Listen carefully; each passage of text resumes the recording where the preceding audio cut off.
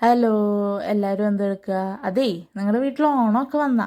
ഞങ്ങളുടെ വീട്ടിൽ ഇതേ പകുതി വന്ന് കയറി നിൽക്കുന്നുണ്ട് കേട്ടോ. ഇനി കുറച്ചുകൂടി വരാനുണ്ട്.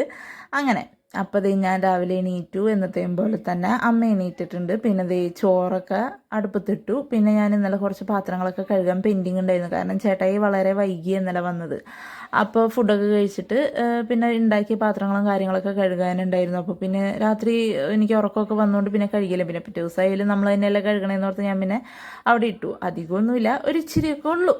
അങ്ങനെ അതൊക്കെ ഇട്ട് കഴുകി വേഗം എടുത്തു. അപ്പോൾ അമ്മ ദേ പടവലങ്ങ തോരൻ ഉണ്ടാക്കാൻ വേണ്ടിയിട്ട് പടവലങ്ങ അരിയണ്ടേ. പടവലങ്ങ നമുക്ക് എന്തിട്ടാണ് പപ്പയുടെ പറമ്പിൽ നിന്ന് ഇങ്ങനെ തിരിവ് വരണത് നമുക്ക് കിട്ടില്ല, അങ്ങനെ കിട്ടിയതാട്ടോ. അപ്പോൾ അതിൻ്റെ കൂടെ അവൻ എണീറ്റ് വന്നിട്ടുണ്ട്.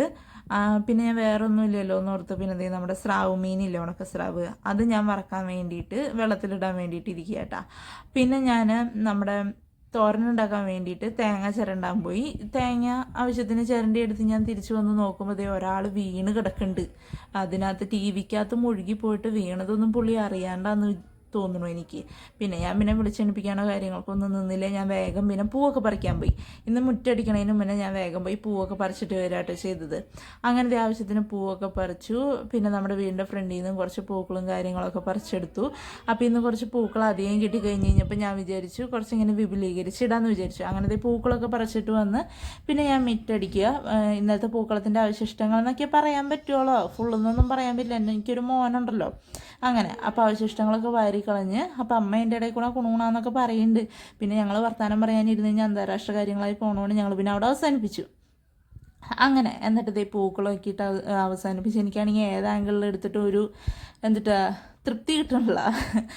പക്ഷേ എനിക്ക് ഈ ഒരു ഇലയുടെ ഒരു കുറവ് എനിക്ക് ഫീൽ ചെയ്തു. വേറെ കുഴപ്പമൊന്നുമില്ല അല്ലേ, അഡ്ജസ്റ്റ് ചെയ്യാം, ചെറിയൊരു പൂക്കളം അങ്ങനെ.